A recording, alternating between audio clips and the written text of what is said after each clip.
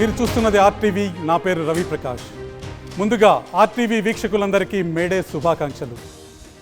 ఆర్టీవీని తెలుగులో number 1 digital ప్లాట్ఫామ్గా మార్చిన తెలుగు ప్రజలకు మా ధన్యవాదాలు. మిమ్మల్ని కలుసుకుని చాలా రోజులైంది. మీ నుంచి నన్ను దూరం చేయాలని, నన్ను మాట్లాడనివ్వకూడదని ఎన్నో ప్రయత్నాలు చేశారు. నిజాలను చూపించడానికి నేను మరోసారి మీ ముందుకు వచ్చాను. ఇప్పుడు దేశమంతా ఎన్నికల హీట్ పీక్ స్టేజ్లో ఉంది. ప్రపంచంలోనే అతిపెద్ద ప్రజాస్వామ్య ఎన్నికల్లో తెలంగాణ ఏం నిర్ణయించబోతోంది? నిజం చెప్పాలంటే తెలంగాణ ప్రజలు ఎవరికి మద్దతు ఇవ్వాలో ఇప్పటికే నిర్ణయించుకున్నారు. మరికొద్ది నిమిషాల్లో తెలంగాణలో ఒక్కో సీటుకి సంబంధించిన లెక్కలు నేను చెప్తాను. ఎవరికి ఏ సీటు వచ్చే అవకాశం ఉందో మీకు డీటెయిల్డ్గా చెప్తాను. నా లెక్కలన్నీ ఎవరో చేసిన సర్వే ఆధారంగా కాదు, లోతైన అధ్యయనంపై ఆధారపడి ఈ లెక్కలు చెప్తున్నాను. అంటే ఈరోజు ఎన్నికలు జరిగితే దాదాపు మీరు ఇవే ఫలితాలను చూడబోతున్నారు. అయితే పోలింగ్కి ఇంకా 12 రోజుల సమయం ఉంది. రాజకీయాల్లో ఒక వారం కూడా చాలా కీలకంగా ఉంటుంది. ఆకస్మిక సంఘటన ఏదైనా జరిగితే ఎన్నికల మూడ్ మారే అవకాశం ఉంటుంది. కానీ ప్రస్తుతం అలాంటి సంఘటన ఇక్కడ జరగటం లేదు. కాబట్టి ఆలస్యం చేయకుండా మిమ్మల్ని ఎన్నికల వార్ మూడ్లోకి తీసుకువెళ్తాను. ఈ ఎన్నికల్లో తెలంగాణలో ఏం జరగబోతుందో చెప్పే ముందు గత ఎన్నికల ఫలితాలు అంటే 2019 ఫలితాలని ఒకసారి చూద్దాం. ఆ తర్వాత ఈసారి ఫలితాల్లో ఏ పార్టీ ఎన్ని సీట్లు సాధించబోతుందో మీకు చెప్తాను. రండి, మిమ్మల్ని ఆర్టీవీ ఎలక్షన్ వార్ రూమ్లోకి తీసుకెళ్తాను. ఈ మధ్యకాలంలో టెక్నాలజీలో అద్భుతమైన పురోగతి కనిపిస్తుంది. ఈ టెక్నాలజీలో వచ్చిన అభివృద్ధిని, గ్రాఫిక్స్ టెక్నాలజీలో వచ్చిన మార్పులని ఆర్టీవీ మీ ముందు ఆవిష్కరించబోతుంది. ఈ ఆవిష్కరణల ద్వారా తెలంగాణలో 17 నియోజకవర్గాల్లో ఏ పార్టీ విజయం సాధించబోతుంది, ఏ అభ్యర్థి ఏ స్థానంలో నిలవబోతున్న అంశాన్ని ఆర్టీవీ కొద్ది క్షణాల్లోనే మీకు వివరించబోతుంది.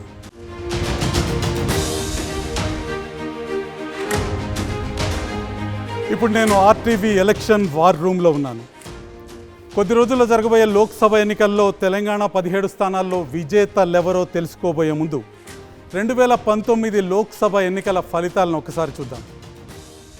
తెలంగాణలో మొత్తం 17 లోక్సభ స్థానాలు ఉండగా అందులో 2019లో బీఆర్ఎస్ 9, బీజేపీ 4, కాంగ్రెస్ 3, ఎంఐఎం 1 స్థానంలో విజయం సాధించాయి. ఒక్కసారి గ్రాఫిక్స్ రూపంలో ఈ ఫలితాన్ని చూద్దాం.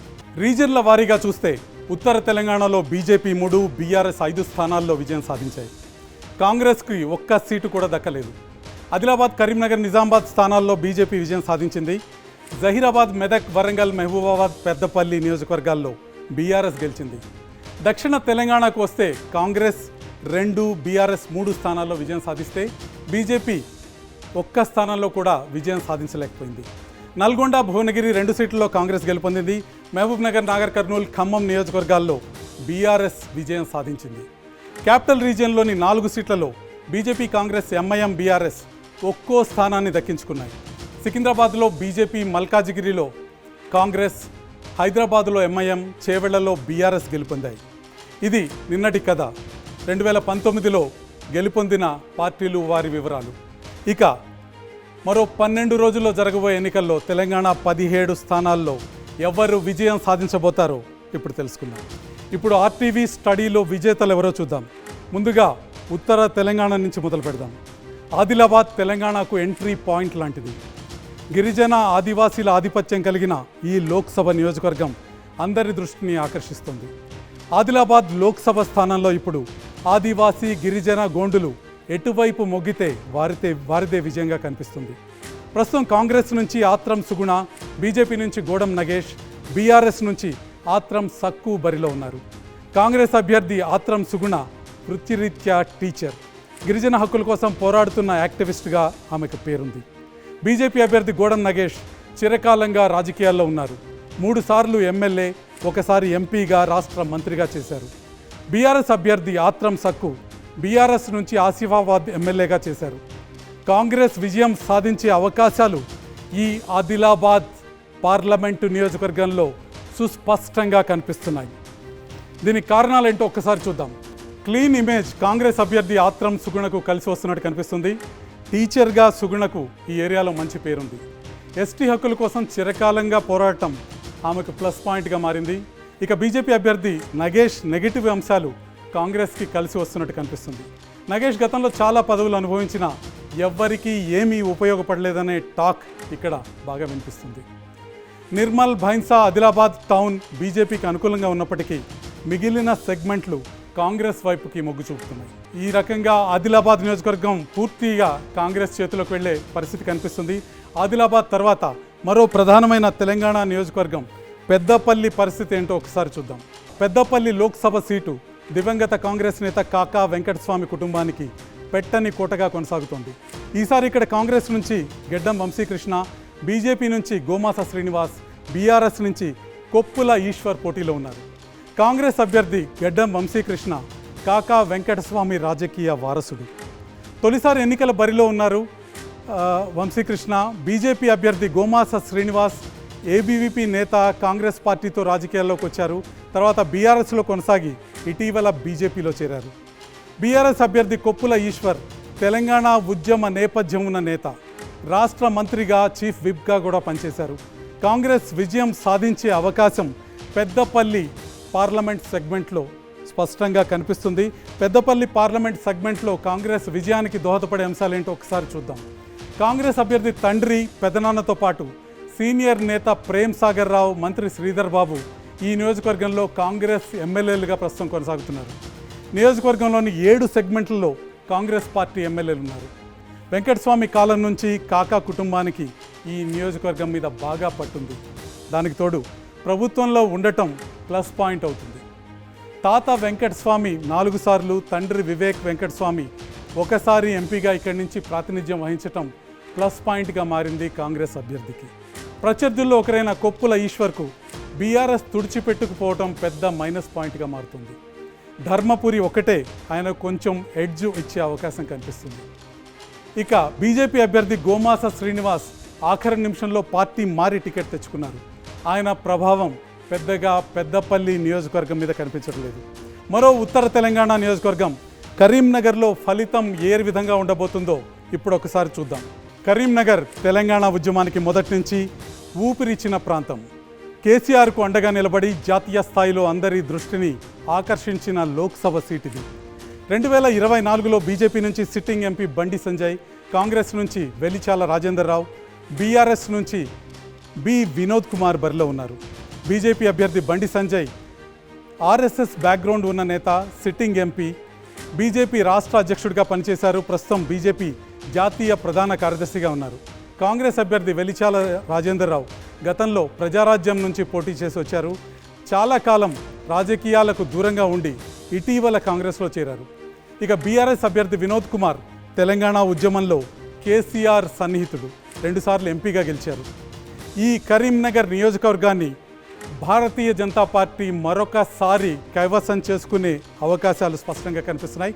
భారతీయ జనతా పార్టీ విజయానికి దోహదం చేసే కారణాలేంటో ఒకసారి చూద్దాం. సిట్టింగ్ ఎంపీగా బండి సంజయ్కి సానుకూలత కనిపిస్తుంది. మోడీ కరిస్మా, అయోధ్య ప్రాణ ప్రతిష్ఠ తర్వాత బాగా పెరిగింది. ఈ అంశం కూడా కలిసి వచ్చే అవకాశం కనిపిస్తుంది. బీసీ ఓటు బ్యాంకు పోలరైజ్ అవుతున్నట్టు కనిపిస్తుంది. ఇది కూడా బీజేపీకి అనుకూలంగా కనిపిస్తుంది. బీఆర్ఎస్ బాగా బలహీనపడింది. ఇది వినోద్కు పెద్ద మైనస్ పాయింట్ అయ్యే అవకాశం కనిపిస్తుంది. కాంగ్రెస్ పార్టీ బీసీకి టికెట్ ఇస్తే పరిస్థితి వేరేగా ఉండేది. కానీ ప్రస్తుత అభ్యర్థి కాస్త బీసీల్లో బలహీనంగా ఉన్నట్టు స్పష్టంగా కనిపిస్తుంది. మంత్రి పొన్నం ప్రభాకర్ గతంలో ఎంపీ అయినప్పటికీ ప్రస్తుతం హుస్నాబాద్, కరీంనగర్ సెగ్మెంట్లలో మాత్రమే పొన్నం ప్రభాకర్ ప్రభావం అనేది స్పష్టంగా కనిపిస్తుంది. కాబట్టి కాంగ్రెస్ ప్రభావ పరిమితి కరీంనగర్ నియోజకవర్గంలో పరిమితంగా కనిపిస్తుంది. బీఆర్ఎస్కు పడే ఓట్ల సంఖ్య ప్రభావం చూపించబోతుంది ఫలితం మీద. దీనివల్ల బండి సంజయ్ మెజారిటీ పెరుగుతుందా తగ్గుతుందా అన్న అంశం ఆధారపడి ఉంటుంది. బీఆర్ఎస్కి ఎన్ని ఓట్లు వస్తాయన్న అంశం మీద బండి సంజయ్ మెజారిటీ ఆధారపడి ఉంటుంది. ఇక సంఘ్ పరివార్ సంస్థలు బలంగా కరీంనగర్ నియోజకవర్గంలో పనిచేయటం బీజేపీకి సానుకూలంగా పనిచేస్తుంది. ఇక ఉత్తర తెలంగాణలో ఉన్న మరొక కీలకమైన నియోజకవర్గం నిజామాబాద్ నియోజకవర్గంలో ఫలితం ఆర్టీవీ స్టడీ ప్రకారం ఏ విధంగా ఉంటుందో ఇప్పుడు చూద్దాం. మహారాష్ట్ర కల్చర్తో పాటు తెలంగాణ, ఆంధ్ర సాంస్కృతిక నేపథ్యం కలిగిన నిజామాబాద్ పార్లమెంటు నియోజకవర్గంలో విశేషాలు ఎన్నో ఉన్నాయి. లోక్సభ సీటు పరిధిలోని 4 నియోజకవర్గాల్లో ఆంధ్ర సెటిలర్ల తీర్పే కీలకంగా మారనుంది. ప్రస్తుతం కాంగ్రెస్ నుంచి జీవన్ రెడ్డి, బీజేపీ నుంచి sitting MP Dharmapuri Arvind, BRS నుంచి బాజిరెడ్డి గోవర్ధన్ పోటీ చేస్తున్నారు. కాంగ్రెస్ అభ్యర్థి టి జీవన్ రెడ్డి టీడీపీతో రాజకీయాల్లోకి వచ్చి చాలా కాలంగా కాంగ్రెస్లో కొనసాగుతున్న నేత, మంత్రిగా కూడా పనిచేశారు.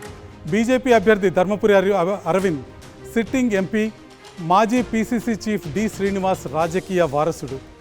బీఆర్ఎస్ అభ్యర్థి బాజిరెడ్డి గోవర్ధన్ మాజీ ఎమ్మెల్యే, మాజీ ఆర్టీసీ చైర్మన్, 3 దశాబ్దాలుగా రాజకీయాల్లో ఉన్నారు.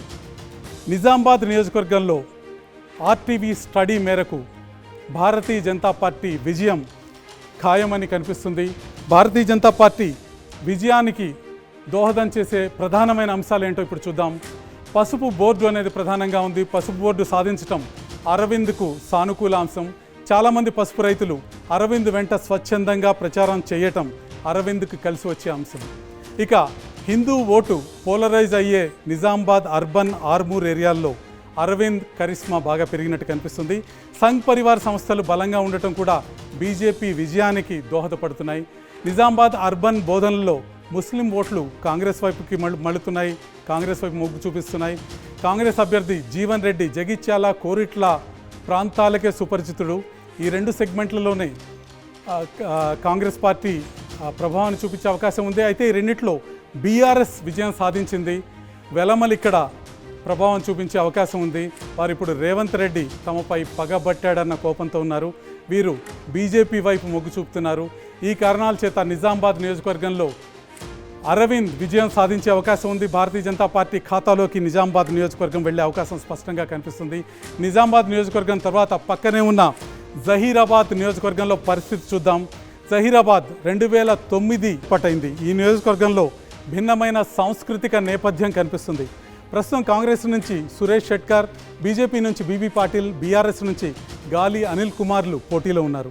కాంగ్రెస్ అభ్యర్థి సురేష్ షెట్కర్ కాంగ్రెస్ సీనియర్ నేత కావడం కాకుండా మాజీ ఎంపీ కూడా. బీజేపీ అభ్యర్థి బీబీ పాటిల్ 10 ఏళ్లుగా బీఆర్ఎస్ నుంచి సిట్టింగ్ ఎంపీ, ఆఖరి నిమిషంలో బీజేపీలో చేరి టికెట్ దక్కించుకున్నారు. ఇక బీఆర్ఎస్ అభ్యర్థి గాలి అనిల్ కుమార్ బలమైన బీసీ నేత, చాలా కాలం కాంగ్రెస్లో కొనసాగి అసెంబ్లీ ఎన్నికల ముందు బీఆర్ఎస్లో చేరారు ఆయన. ఈ నియోజకవర్గంలో భారతీయ జనతా పార్టీ విజయం సాధించే అవకాశాలు స్పష్టంగా కనిపిస్తున్నాయి. బీజేపీ విజయానికి ప్రధానంగా దోహదం చేసే అంశాలు సిట్టింగ్ ఎంపీ కావటం బీబీ పాటిల్కు పెద్ద అడ్వాంటేజ్గా మారింది. ఆందోళ్, జహీరాబాద్ మినహా మిగిలిన 5 సెగ్మెంట్లలో ప్రభావం తీవ్రంగా కనిపిస్తుంది. ఇక మోదీ కరిష్మా ప్రభావం కూడా ఈ నియోజకవర్గం మీద, రామ్ మందిర్ ప్రభావం కూడా చాలా విస్పష్టంగా కనిపిస్తుంది. జహీరాబాద్, ఆందోళనలు మాత్రం కాంగ్రెస్కి అనుకూలంగా ఉన్నాయి. మిగిలిన 5 సెగ్మెంట్లు బీజేపీకి అనుకూలంగా కనిపిస్తున్నాయి.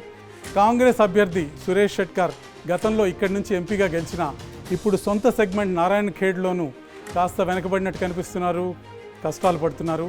ఇక సంఘ్ పరివార్ సంస్థలు బలంగా పనిచేయటం బీజేపీకి సానుకూల అంశంలాగా కనిపిస్తుంది. జహీరాబాద్ నియోజకవర్గం భారతీయ జనతా పార్టీ ఖాతాలోకి వెళ్లే పరిస్థితి స్పష్టంగా కనిపిస్తుంది. జహీరాబాద్ తర్వాత మనకి తెలంగాణలో ఒక ప్రధానమైన నియోజకవర్గం కనిపిస్తుంది, అది మెదక్. మెదక్ లోక్సభ పరిధిలోనే మాజీ సీఎం కేసీఆర్, మాజీ ఆర్థిక మంత్రి హరీష్ రావు ప్రాతినిధ్యం వహిస్తున్న అసెంబ్లీ సెగ్మెంట్లు ఉన్నాయి. ప్రస్తుతం కాంగ్రెస్ నుంచి నీలం మధు, బీజేపీ నుంచి రఘునందన్ రావు, బీఆర్ఎస్ నుంచి వెంకట్రామిరెడ్డి బరిలో ఉన్నారు. కాంగ్రెస్ అభ్యర్థి నీలం మధు పటాన్చెరు అసెంబ్లీ టికెట్ కోసం ప్రయత్నించి విఫలమయ్యారు. పార్టీ మారి మళ్ళీ తిరిగి వచ్చి ఎంపీ టికెట్ పొందారు.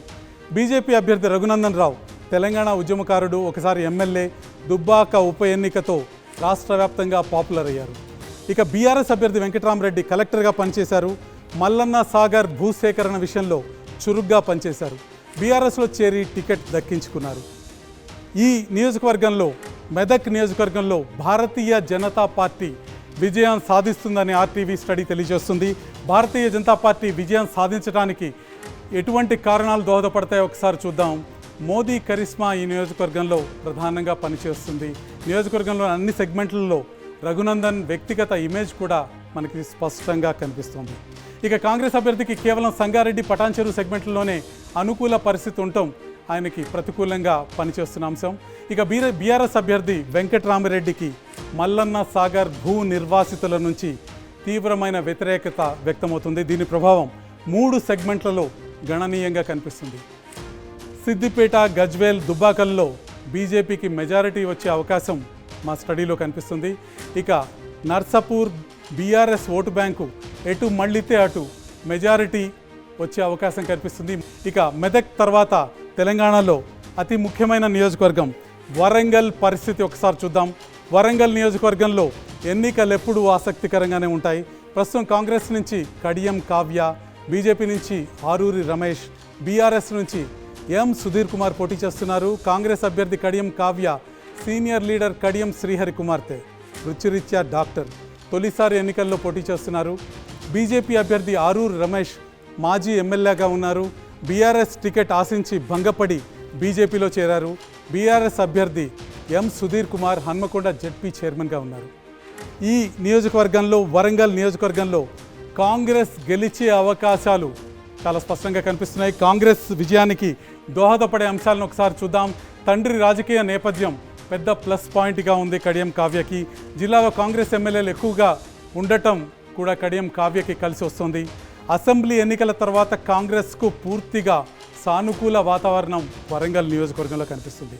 కడియం శ్రీహరి వెంట బీఆర్ఎస్ శ్రేణులు కూడా కాంగ్రెస్ బాట పట్టడం ప్లస్ పాయింట్గా మారుతుంది. కాబట్టి వరంగల్ నియోజకవర్గాన్ని కాంగ్రెస్ కైవసం చేసుకునే అవకాశాలు స్పష్టంగా కనిపిస్తున్నాయి.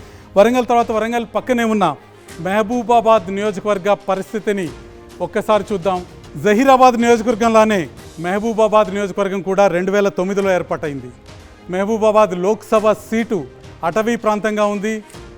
ఈ సీటులో స్థానిక సమస్యలే గెలుపోటములను నిర్ణయించే అవకాశం కనిపిస్తుంది. ఎస్టీ రిజర్వ్డ్ నియోజకవర్గం ఇది. ప్రస్తుతం కాంగ్రెస్ నుంచి బలరాం నాయక్, బీఆర్ఎస్ నుంచి సిట్టింగ్ ఎంపీ మాలోత్ కవిత, బీజేపీ నుంచి అజ్మీరా సీతారాం నాయక్ బరిలో ఉన్నారు. కాంగ్రెస్ అభ్యర్థి బలరాం నాయక్ మాజీ ఎంపీ, కేంద్ర మంత్రిగా కూడా పనిచేశారు. బీఆర్ఎస్ అభ్యర్థి మాలోత్ కవిత సిట్టింగ్ ఎంపీ, మాజీ ఎమ్మెల్యే కూడా. ఇక బీజేపీ అభ్యర్థి అజ్మీరా సీతారాం నాయక్ తెలంగాణ ఉద్యమ నేపథ్యం ఉన్న నేతగా పేరు పొందారు. 2014 నుంచి 2019 వరకు మహబూబాబాద్ ఎంపీగా పనిచేశారు. ఈ మహబూబాబాద్ నియోజకవర్గంలో కాంగ్రెస్ పార్టీ విజయం సాధించే అవకాశాలు స్పష్టంగా ఉన్నాయి. కాంగ్రెస్ పార్టీ మహబూబాబాద్ నియోజకవర్గాన్ని హస్తగతం చేసుకోబోతుంది. దానికి ప్రధానమైన కారణాలు చూస్తే గతంలో ఇక్కడి నుంచి ప్రాతినిధ్యం వహించటం, కేంద్ర మంత్రిగా పని చేయటం బలరాం నాయక్కి చాలా ప్లస్ పాయింట్గా కనిపిస్తుంది. బలరాం నాయక్ ప్రభావం నియోజకవర్గం మీద చాలా గట్టిగా కనిపిస్తుంది. మంత్రి సీతక్క ప్రభావం 6 నియోజకవర్గాలపై ఉండటం ఒక సానుకూలమైన అంశంగా ఉంది. సీతక్క ప్రభావం కాంగ్రెస్కి అనుకూలంగా పనిచేయబోతుంది. ఈ పార్లమెంట్ పరిధిలోని 7 అసెంబ్లీ స్థానాల్లో కాంగ్రెస్ ఎమ్మెల్యేలే ఉన్నారు. ఇది కూడా కాంగ్రెస్ పార్టీకి అనుకూలంగా పనిచేస్తుంది. బీఆర్ఎస్ బాగా బలహీనపడటం ఈ నియోజకవర్గ పరిధిలో బీజేపీ విజయం సాధించే స్థాయికి విస్తరించకపోవటం కాంగ్రెస్ విజయానికి కారణమవుతుంది. ఇక సీతారాం నాయకు ఉన్న వ్యక్తిగత కరిష్మా చాలా ప్రధానమైన పాత్ర పోషించబోతుంది. కొన్ని ఉద్యమ సంస్థలు ఆయన కోసం పనిచేస్తున్న 2014 నాటి ఐక్యత సంఘాల్లో లేకపోవటం కాంగ్రెస్కు సానుకూలంగా మారింది. ఈ కారణాలతో మహబూబాబాద్ నియోజకవర్గాన్ని కాంగ్రెస్ పార్టీ కైవసం చేసుకునే అవకాశాలు విస్పష్టంగా కనిపిస్తున్నాయి. ఇక తెలంగాణలో దక్షిణ తెలంగాణ వైపు వెళ్తే ఒక కీలకమైన నియోజకవర్గం మహబూబ్ నగర్ పరిస్థితిని చూద్దాం. మహబూబ్ నగర్ పాలమూరుగా చారిత్రక నేపథ్యం ఉన్న ప్రాంతం. రెడ్డి సామాజిక వర్గం ప్రభావం ఎక్కువ కలిగిన ఈ నియోజకవర్గంలో ప్రతి ఎన్నిక ఆసక్తి రేపుతూనే ఉంది. ప్రస్తుతం కాంగ్రెస్ నుంచి చెల్లా వంశీచంద్రెడ్డి, బీజేపీ నుంచి డీకే అరుణ, బీఆర్ఎస్ నుంచి సిట్టింగ్ ఎంపీ మన్నె శ్రీనివాస్ రెడ్డి బరిలో ఉన్నారు. కాంగ్రెస్ అభ్యర్థి చెల్లా వంశీచంద్రెడ్డి మాజీ ఎమ్మెల్యే, ఉమ్మడి రాష్ట్రంలో యూత్ కాంగ్రెస్ ప్రెసిడెంట్గా కూడా పనిచేశారు. సిడబ్ల్యూసిలో స్పెషల్ ఇన్వైటీగా ఉన్నారు. ఇక బీజేపీ అభ్యర్థి డీకే అరుణ బలమైన రాజకీయ కుటుంబ నేపథ్యం ఉంది. 3 సార్లు ఎమ్మెల్యేగా పనిచేశారు, మాజీ మంత్రిగా కూడా పనిచేశారు. బీఆర్ఎస్ అభ్యర్థి మన్నె శ్రీనివాస్ రెడ్డి సిట్టింగ్ ఎంపీగా ఉన్నారు. మహబూబ్ నగర్ నియోజకవర్గంలో బీజేపీ గెలుపు అవకాశాలు స్పష్టంగా కనిపిస్తున్నాయి. భారతీయ జనతా పార్టీ సమీప కాంగ్రెస్ ప్రత్యర్థి మీద 4% ఆధిక్యత చూపిస్తున్నారు. దీనికి కారణాలేంటో ఒకసారి చూద్దాం. మోదీ కరిష్మా ఈ నియోజకవర్గంలో స్పష్టంగా కనిపిస్తుంది. డీకే అరుణ సొంత ఇమేజ్ కూడా ప్రభావాన్ని చూపిస్తుంది. సంఘ్ పరివార్ సంస్థలు బలంగా ఉండటం మహబూబ్ నగర్లో బీజేపీ విజయానికి సానుకూల అంశంగా కనిపిస్తుంది. ఇక కుటుంబ రాజకీయ నేపథ్యం డీకే అరుణకి కలిసొచ్చే అంశంగా ఉంది. అరుణ రాజకీయ చాతుర్యం వల్ల ప్రస్తుతం పై చేయి చూపిస్తున్నారు. కానీ సీఎం సొంత జిల్లా కావటం, అందరూ కాంగ్రెస్ ఎమ్మెల్యేలే ఇక్కడి నుంచి ప్రాతినిధ్యం వహిస్తూ ఉండటం అరుణను టెన్షన్ పెడుతున్నాయి. కాంగ్రెస్ అభ్యర్థి వంశీచందర్ రెడ్డి విజయాన్ని సీఎం ప్రతిష్టాత్మకంగా తీసుకోవటం తుది ఫలితం పైన ప్రభావాన్ని చూపించే అవకాశం ఉంది. ఇద్దరు అభ్యర్థుల మధ్య ప్రస్తుతం 4% ఓట్ల తేడా ఉంది. ఈ 4% ఓట్లని రేవంత్ రెడ్డి తన ప్రతిభతో అధిగమించగలిగితే ఫలితం తారుమారయ్యే అవకాశం కూడా ఉంది. మహబూబ్ నగర్ తర్వాత పక్కనే ఉన్న మరొక నియోజకవర్గం నాగర్ కర్నూలు విషయానికి వద్దాం. ఎస్సీ ఎస్టీలతో పాటు వెనకబడిన వర్గాల సమాహారం ఈ లోక్సభ సీటు. 2019లో బీఆర్ఎస్ అభ్యర్థి పోతుగంటి రాములు ఇక్కడి నుంచి విజయం సాధించారు. కాంగ్రెస్ అభ్యర్థి మల్లు రవి 2వ స్థానంలో నిలిచారు. ప్రస్తుతం కాంగ్రెస్ నుంచి మల్లు రవి, బీజేపీ నుంచి పోతుగంటి భరత్, బీఆర్ఎస్ నుంచి ఆర్ఎస్ ప్రవీణ్ కుమార్ బరిలో ఉన్నారు.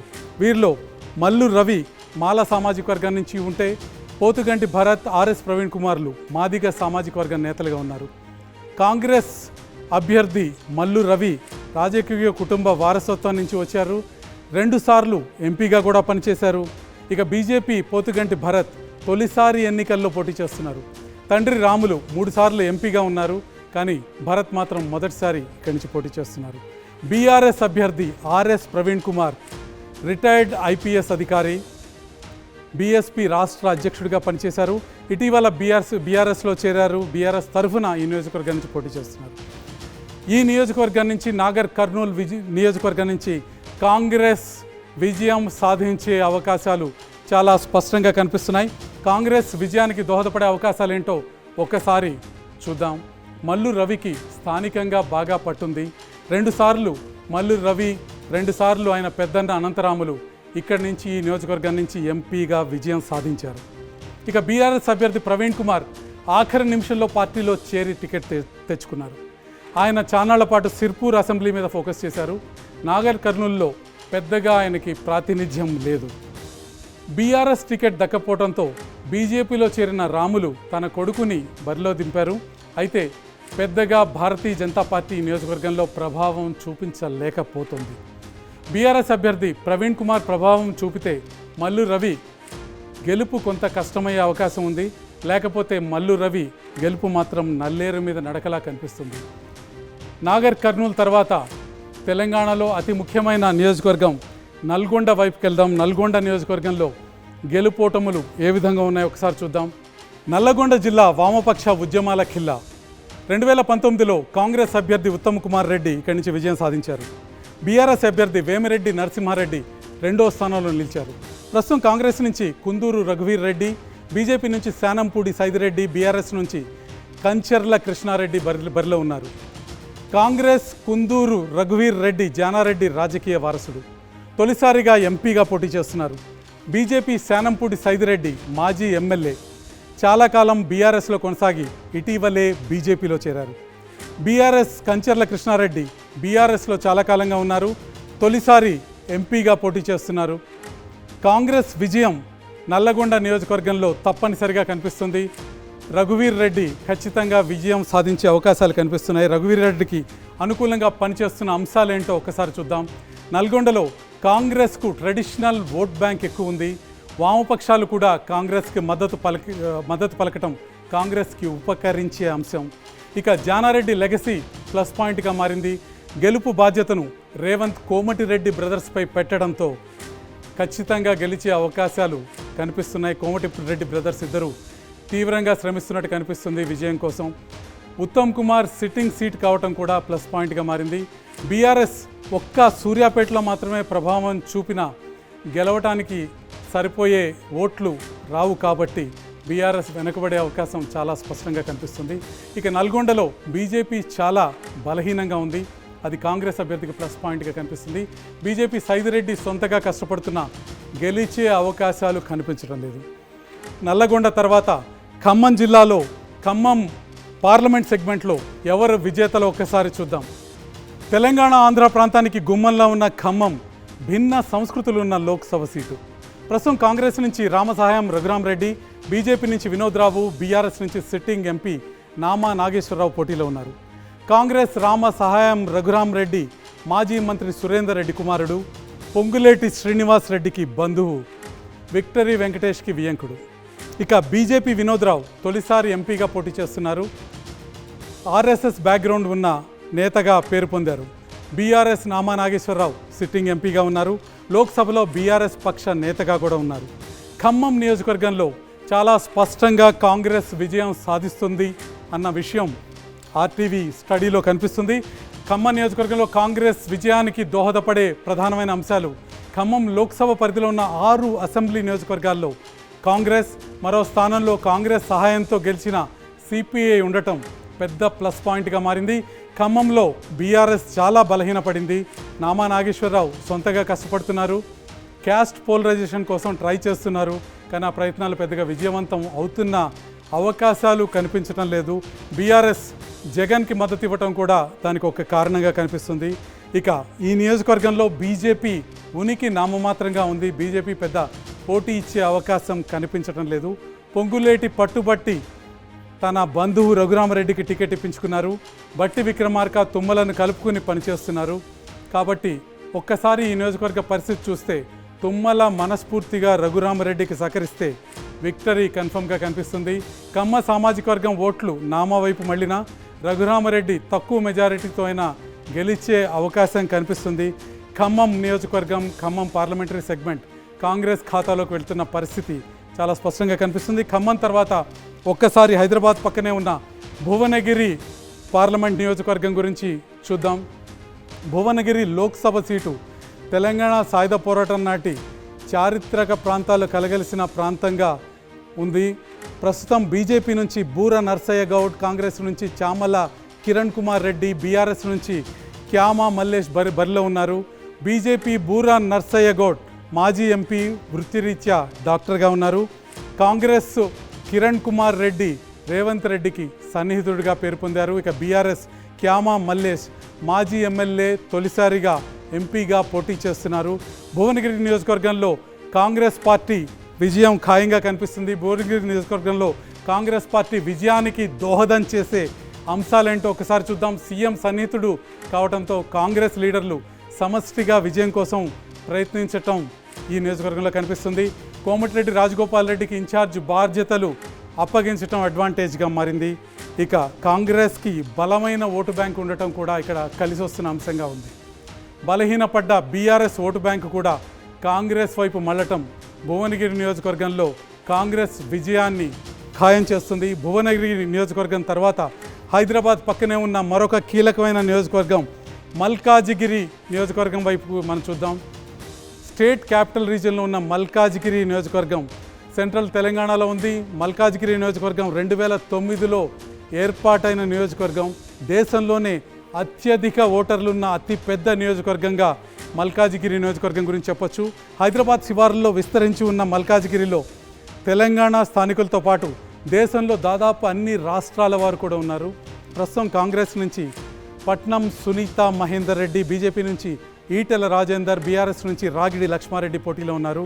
కాంగ్రెస్ పట్నం సునీత 2 సార్లు జడ్పీ చైర్మన్గా చేశారు. తొలిసారిగా ఎంపీ బరిలో ఆమె ఉన్నారు. ఇక బీజేపీ ఈటెల రాజేందర్ తెలంగాణ ఉద్యమ నేపథ్యం ఉన్న నేత, ఎమ్మెల్యేగా, మంత్రిగా పనిచేశారు. బీఆర్ఎస్ రాగిడి లక్ష్మారెడ్డి తొలిసారిగా ఎంపీ ఎన్నికల బరిలోకి దిగారు. ఈ నియోజకవర్గంలో భారతీయ జనతా పార్టీ స్పష్టమైన విజయాన్ని సాధించే అవకాశాలు కనిపిస్తున్నాయి. బీజేపీ విజయానికి దోహదపడే అంశాలు, ఈటెల రాజేందర్ విజయానికి దోహదపడే అంశాలు ఏంటో ఒకసారి చూద్దాం. బీజేపీ గ్రాఫ్ చాలా బాగుంది. ఈ నియోజకవర్గంలో ఈటెల రాజేందర్ పట్ల సానుకూల వైఖరి ఈ నియోజకవర్గ ఓటర్లలో చాలా స్పష్టంగా కనిపిస్తుంది. బీసీ ఓట్ బ్యాంకు ప్లస్ పాయింట్గా మారింది ఈటెల రాజేందర్కి. ఇక బీఆర్ఎస్ అభ్యర్థి రాగిడి లక్ష్మారెడ్డి ప్రచారంలో దూకుడు కనిపించడం లేదు, బాగా వెనకబడినట్టు కనిపిస్తున్నారు. కాంగ్రెస్ అభ్యర్థి సునీత మహేందర్ రెడ్డి గట్టిగానే ప్రచారం చేస్తున్నా చేవెళ్ల నుంచి వచ్చారన్న కామెంట్లు మైనస్ పాయింట్గా మారుతున్నాయి. మినీ ఇండియాగా పిలిచే మల్కాజిగిరిలో తెలంగాణేతరులు పెద్ద సంఖ్యలో బీజేపీ పట్ల సానుకూలంగా ఉన్నారు. బలహీనపడిన బీఆర్ఎస్ నేతలు, శ్రేణులను ఈటెల ఒక వ్యూహం ప్రకారం అనుకూలంగా మలుచుకుంటున్నారు. కాబట్టి మల్కాజిగిరి నియోజకవర్గంలో భారతీయ జనతా పార్టీ విజయం ఖాయంగా కనిపిస్తుంది. మల్కాజిగిరి నియోజకవర్గం తర్వాత చాలా ముఖ్యమైన నియోజకవర్గం సికింద్రాబాద్ వైపు దృష్టి పెడదాం మనం. సికింద్రాబాద్ పూర్తిగా అర్బన్ ఏరియాలో విస్తరించి ఉన్న లోక్సభ సీటు. ఈ లోక్సభ సీటును గెలుచుకునేందుకు ప్రధాన పార్టీలు హోరాహోరీగా తలపట్టం మనకు కనిపిస్తుంది.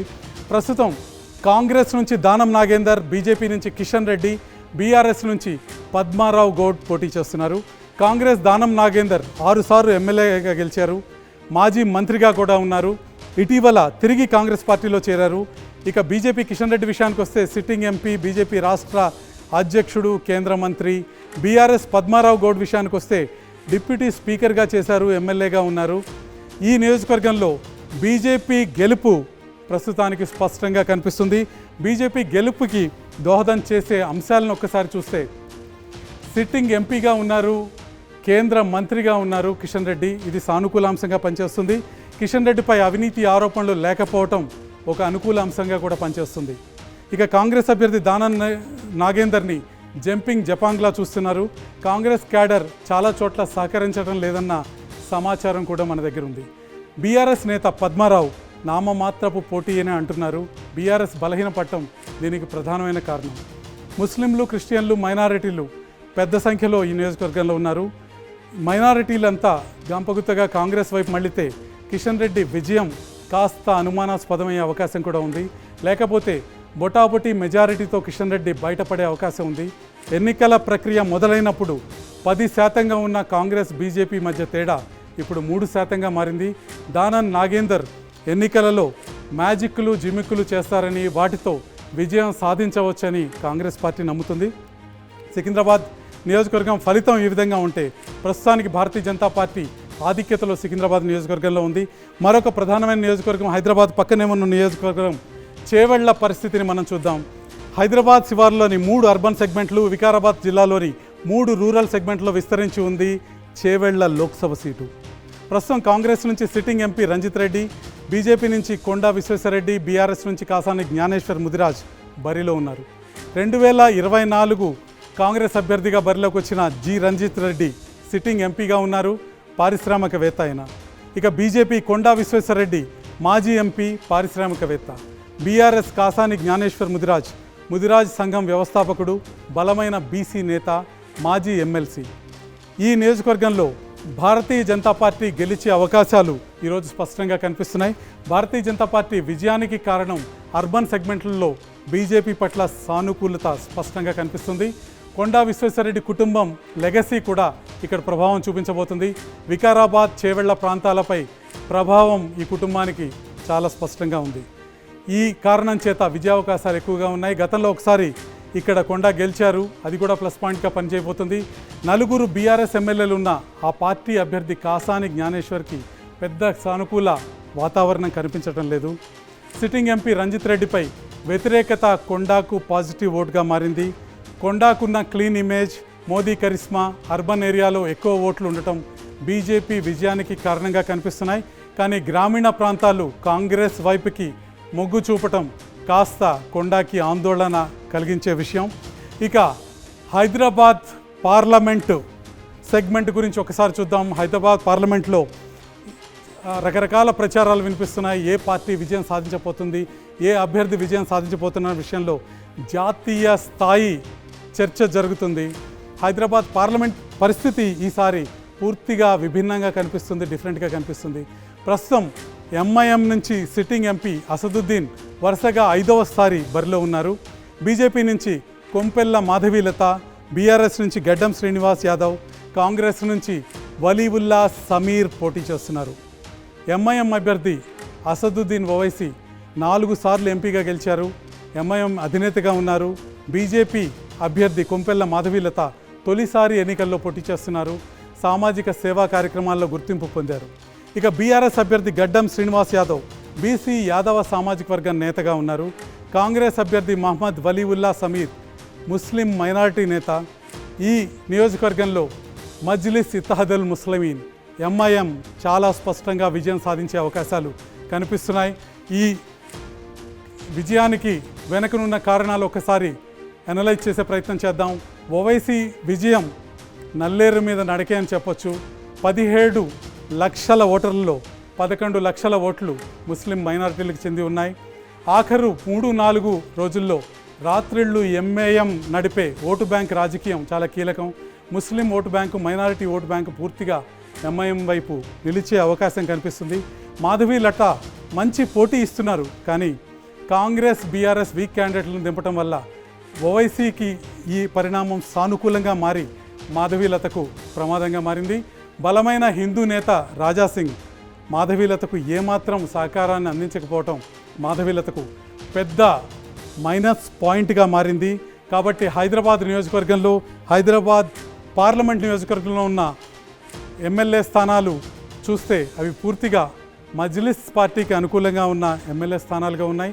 అక్కడ పడే ఓట్లు ఎంఐఎం పార్టీకి అనుకూలంగా పడే విషయం చాలా స్పష్టంగా కనిపిస్తుంది. ఎంఐఎం పార్టీ భారీ మెజారిటీతో హైదరాబాద్ లోక్సభ స్థానాన్ని కైవసం చేసుకునే అవకాశం కనిపిస్తుంది. మాధవీలత ప్రచారం సోషల్ మీడియా వరకు, మిగతా టెలివిజన్ ఛానల్స్ వరకు పరిమితమయ్యే అవకాశం కూడా స్పష్టంగా కనిపిస్తుంది. ఇప్పటిదాకా ఏ నియోజకవర్గాల్లో ఎవరు గెలుస్తారో చెప్పాను.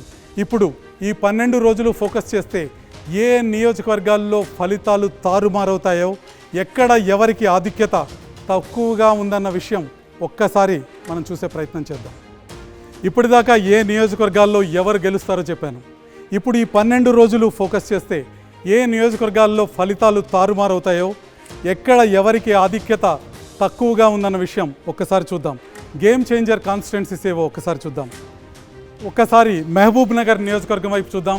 మహబూబ్ నగర్ నియోజకవర్గంలో డీకే అరుణ 4% ఆధిక్యతను ప్రదర్శిస్తున్నారు. ముఖ్యమంత్రి స్వస్థలంగా ఈ నియోజకవర్గం గెలుపు కాంగ్రెస్ పార్టీకి ప్రతిష్టాత్మకంగా ఉంటుంది. అదే విషయాన్ని కాంగ్రెస్ భావిస్తే ఫలితం తారుమారు కూడా అయ్యే అవకాశం ఉంటుంది. రెండవ ప్రధానమైన నియోజకవర్గం సికింద్రాబాద్. ఇక్కడ కేంద్ర మంత్రి కిషన్ రెడ్డి 3% ఓట్ల ఆధిక్యతతో ఉన్నారు. సమీప కాంగ్రెస్ ప్రత్యర్థి దానం నాగేందర్ పైన. దానం నాగేందర్ ఎన్నికల కసరత్తు ఫలితాన్ని తారుమారు చేసినా ఆశ్చర్యం లేదని కాంగ్రెస్ పార్టీ నేతలు నమ్ముతున్నారు. ఎన్నికల ప్రకటనకు ముందు బీజేపీ 10% ఆధిక్యతలో ఉంది. దానం ప్రకటన తర్వాత అది 3%కి తగ్గింది. ఈ 3%ని మేము అధిగమించగలుగుతాం, విజయం సాధించగలుగుతామని కాంగ్రెస్ నేతలు, కాంగ్రెస్ వ్యూహకర్తలు భావిస్తున్నారు. ఇక మూడవ ప్రధాన నియోజకవర్గం వరంగల్.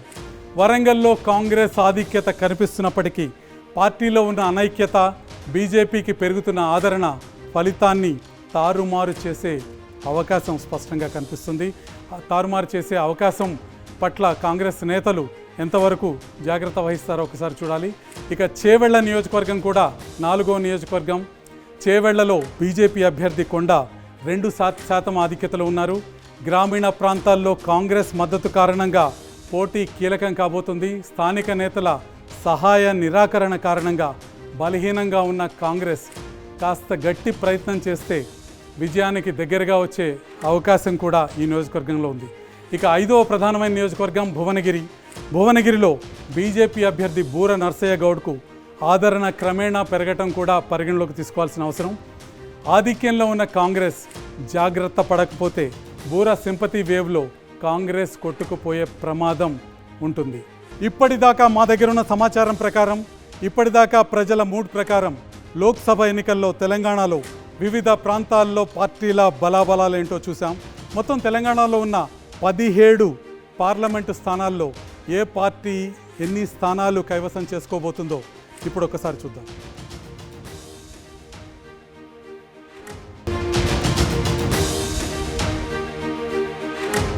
ఆర్టీవీ ఎలక్షన్ వార్ రూమ్లో ఇప్పుడు దాకా ఉన్న ఫలితాలను మనం చూస్తున్నాం. తెలంగాణలో 17 లోక్సభ స్థానాల్లో ఎవరు విజయం సాధించబోతున్నారని.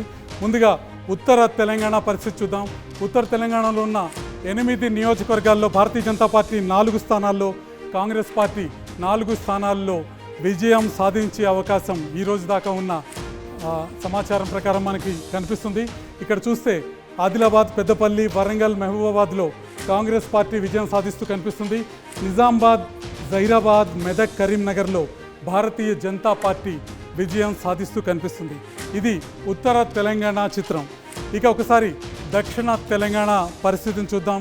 దక్షిణ తెలంగాణలో ఉన్న 5 స్థానాల్లో కాంగ్రెస్ పార్టీ 4 స్థానాల్లో విజయం సాధిస్తే భారతీయ జనతా పార్టీ 1 స్థానంలో విజయం సాధిస్తూ కనిపిస్తుంది మనకి. మహబూబ్ నగర్ నియోజకవర్గం భారతీయ జనతా పార్టీ విజయ అవకాశాలు స్పష్టంగా కనిపిస్తున్నాయి.